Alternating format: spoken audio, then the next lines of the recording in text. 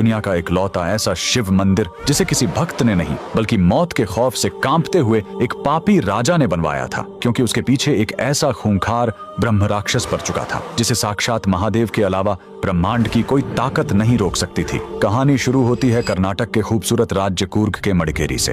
1820 के दशक में यहाँ लिंगराजेंद्र नाम का एक बेहद क्रूर और तानाशाह राजा राज करता था। उसके जुल्मों से पूरी प्रजा खून के आंसू रोती थी। उसी राज्य में सुब्बाराय नाम के एक महान ब्राह्मण रहते थे जो चारों वेदों के ज्ञानी और भगवान शिव के परम भक्त थे।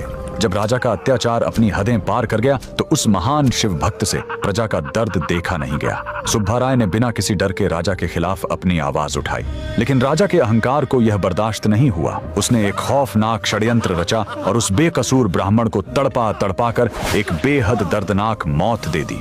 लेकिन राजा को नहीं पता था कि उसने शास्त्रों का सबसे भयंकर पाप ब्रह्म हत्या कर दिया है। अन्याय और धोखे से मारा गया वो ज्ञानी ब्राह्मण मौत के बाद एक साधारण प्रेत नहीं बल्कि एक ब्रह्म राक्षस बन गया। पुराणों के अनुसार ब्रह्म राक्षस ब्रह्मांड के सबसे शक्तिशाली और खतरनाक प्रेत होते हैं, जिनके पास एक ज्ञानी ब्राह्मण का तेज दिमाग और एक राक्षस की क्रूर ताकत दोनों होती है। इन्हें कोई तांत्रिक, कोई सेना या कोई अस्त्र नहीं रोक सकता। उस ब्रह्म राक्षस ने राजा की जिंदगी नर्क बना दी। राजा डर के मारे पागलों की तरह तड़पने लगा। उसे दिन रात महल की दीवारों पर खून से बनी हुई भयानक आकृतियां और उस ब्राह्मण का क्रोधित चेहरा दिखाई देता। उसकी रातों की नींद उड़ गई और वो मौत की भीख मांगने लगा। तब राज्य के सबसे बड़े ज्ञानियों ने राजा को बताया, इस खूंखार ब्रह्म राक्षस को कोई नहीं रोक सकता।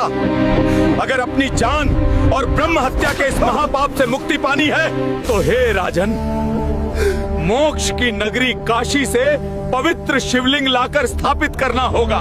राजा ने मौत के खौफ से बिना देर किए काशी से एक पवित्र शिवलिंग मंगवाया। जैसे ही मडिकेरी में पूरे वैदिक मंत्रोच्चार के साथ उस शिवलिंग की स्थापना हुई, वहां साक्षात महाकाल की प्रचंड ऊर्जा प्रकट हुई। उस शिवलिंग का नाम रखा गया ओंकारेश्वर और फिर हुआ सबसे बड़ा चमत्कार। जैसे ही उस अजेय ब्रह्म राक्षस ने अपने इष्ट देव महादेव की उस असीम ऊर्जा को महसूस किया, उसका सारा खौफनाक क्रोध और बदला शिव की शीतलता के आगे आंसुओं में पिघल गया। महादेव की कृपा से उस प्रेत आत्मा को हमेशा के लिए शांति मिल गई और उसे उस भयंकर प्रेत योनि से मोक्ष प्राप्त हो गया। आज भी कर्नाटक के मडिकेरी में यह चमत्कारी श्री ओंकारेश्वर स्वामी मंदिर शान से मौजूद है, जो इस बात का गवाह है कि महादेव की शरण में जाने से बड़े से बड़ा पाप और मौत का खौफ भी खत्म हो जाता है। तो कमेंट में पूरे भक्ति भाव से लिखें, हर हर महादेव।